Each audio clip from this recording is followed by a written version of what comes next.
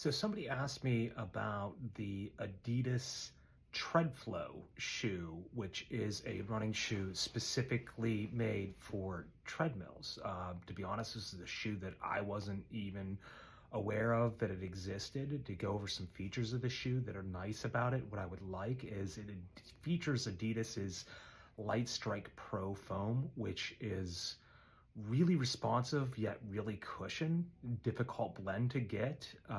I have tried on the Adidas SL, and that's about a $150 shoe, I believe. I think it's one of the best daily trainers that you can get.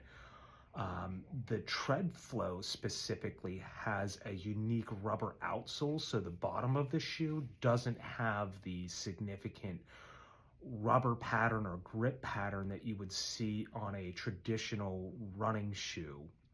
I have yet to get it on my foot, but my thoughts with that as far as how that would feel is it would probably allow you to feel that Light Strike Pro and make it more of a cushy, marshmallowy feel than what traditional running shoes are. I find that the more rubber coverage you have on the shoe, the less cushy it feels whenever you start to walk on the shoe, but that rubber does lead to durability. Now, the Tread Pro, or the Treadflow, I'm sorry, is really made for treadmills.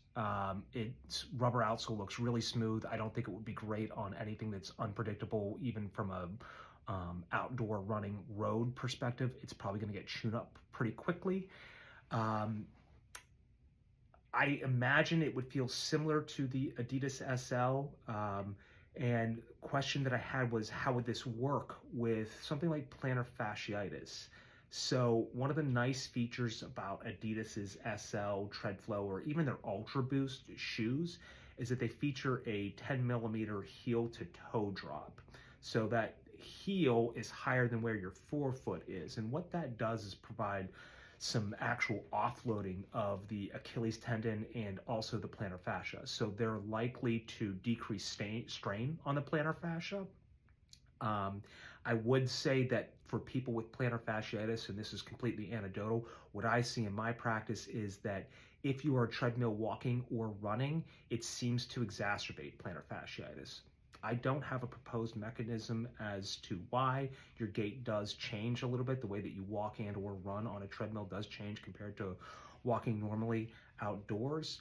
However, it's just a trend that I see in patients that struggle to improve and continue with plantar fasciitis as we go through treatment and they're not improving and they cease the treadmill activity. It does seem to improve. So that said, this shoe for plantar fasciitis, I would give it a thumbs up. The foam is nice, light, responsive, and well cushioned. It does have a nice heel to toe drop, which can alleviate some plantar fascial pain. But if you're finding yourself in continued plantar fascial pain and using a treadmill, I would say back off the treadmill. At least I've anecdotally found that in my own clinical practice that does seem to help people. So I would give this shoe a thumbs up. I'm actually looking to head to a store and try it on myself and see how it compares to the SL. An alternative option for people in Adidas's lineup, if you like Adidas's lineup, would be Adidas's Ultra Boost.